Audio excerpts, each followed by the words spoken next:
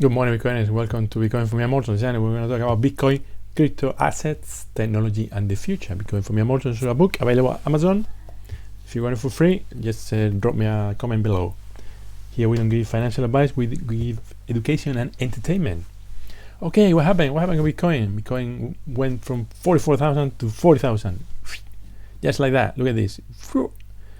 Huge dip there.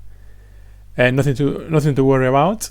I'll tell you why. It's mainly three reasons why it went down, but it's nothing to worry about. And it's time to buy the dip. This is what you should do. Buy your Satoshis now because it's cheap compared to yesterday. Okay. Markets are obviously in red, but like I said, nothing to worry about, and they are already starting to recover. But fear is here. Oh my god, yesterday we were almost in green at 52 and now 30. That's a big drop. Nothing to worry about. And remember that this area here, when there's fear in the market, is the time to buy. Look at that. 44 went down to 40, but it seems like the market wants to go back up. We might see some good news over the weekend. So basically, why is all this dip? We were in 44 for a few days, and all of a sudden we go down to 40. Why is that? Well, three main reasons. The first one is that the Fed is gonna. The Fed said yesterday they're gonna do a rate hike. They had to increase the interest rate slightly, but it's going to be very, very tiny. 0.5% or less than that. But yeah, obviously the markets don't like that, and the stock market and Bitcoin drops when they say things like that. Also, another thing that happens is that Biden says that it's going to issue an executive order on regulating crypto next week. We don't know exactly what kind of regulation is going to be, if it's going to be good news or not. But usually, when the market doesn't know what's going on, it's uncertainty, and people start selling. But I think this could be actually good. It could be actually good because regulation is, in the long run, is good, because institutional investors, they want certainty. And if they know what's going on, if they got some certainty, they will invest more money, basically. So this could be the second reason why it went down yesterday.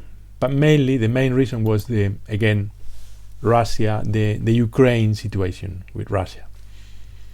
Yesterday, it seemed there were rumors that they were about to invade Ukraine, and in the end, it didn't happen. But they keep playing. I think this is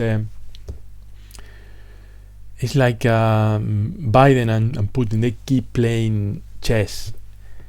They keep saying, "Oh, I'm gonna do this," and they had to react and this and that. But in the end, nothing's gonna happen. I don't think it's gonna be a war.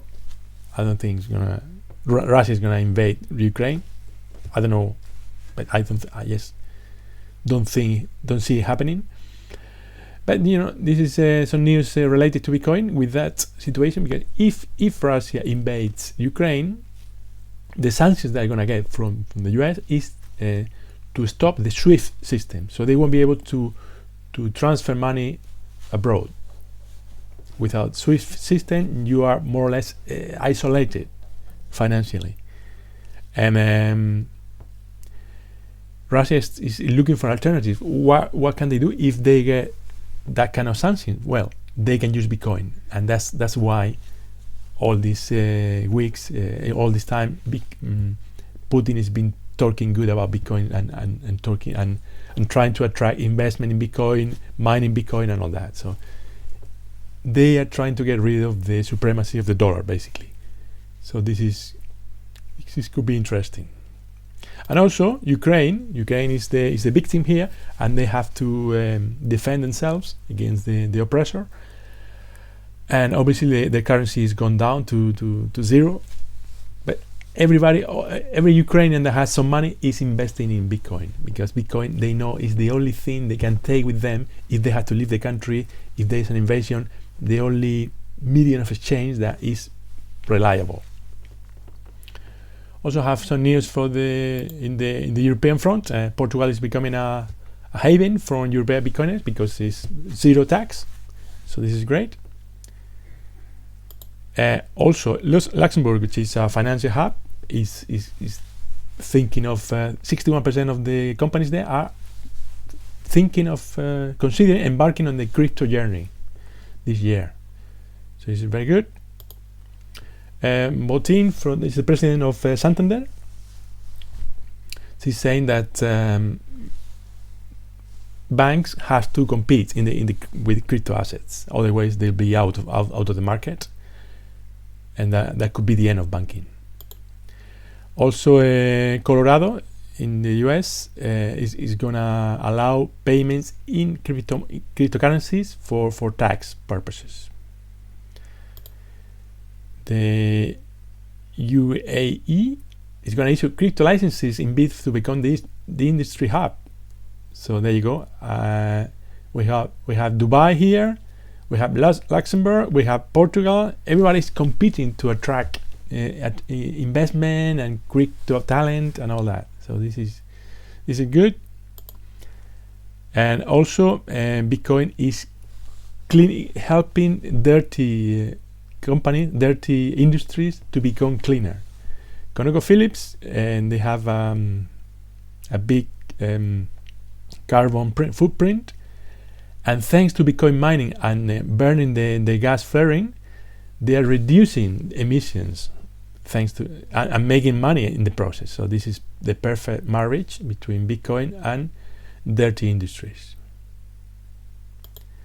Also, this is some news. It's not exactly related to Bitcoin, but it's important as well, because this is how the pensions. This is the projection that pension funds do over the years about the money they are holding.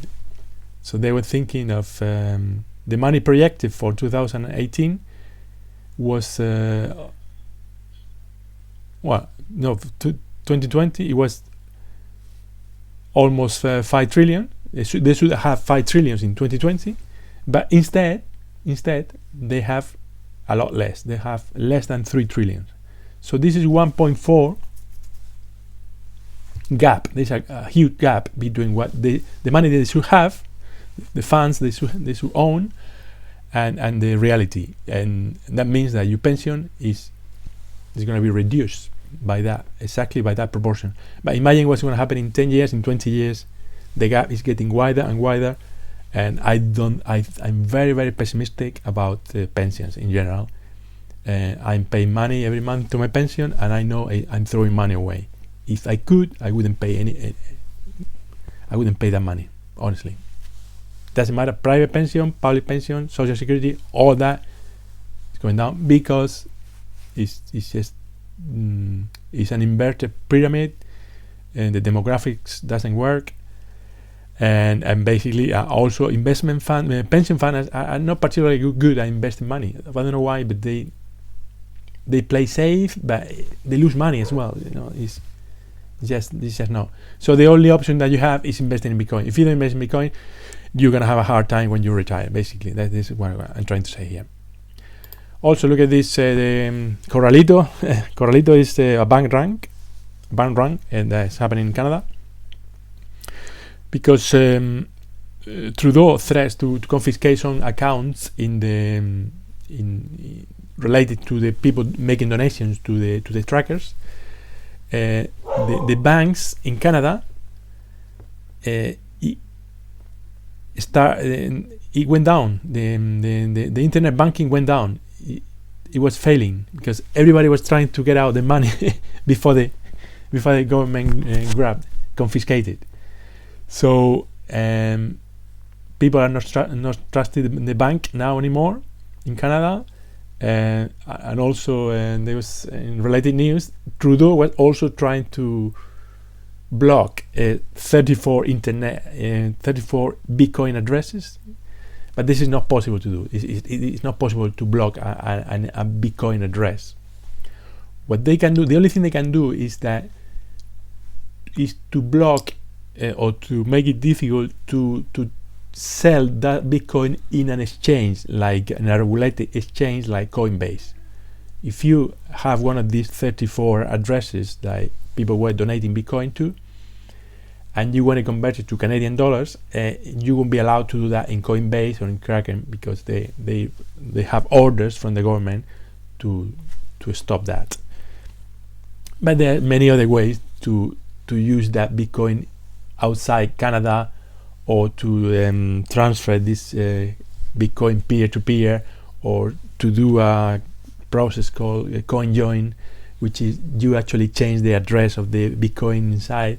So there's many ways to do that. So it's basically spreading fat and trying to make people worry about Bitcoin, about banking and this and that. It's basically based on fear. Also, because of everything I said, it's time for Plan B. This is a huge advert that they have in Nairobi, in Kenya, and Africa is definitely betting for this Plan B. And also, this is the meme of the day. It's Putin calling somebody and saying, "Okay, we are gonna tell them that we're invading at 1 p.m. So make sure you buy 20 million contracts at 40k." So there you go. That's the joke of the day. Thank you very much for watching, and remember to press the notification bell, comment and share this video. Thank you very much, and I will see you tomorrow.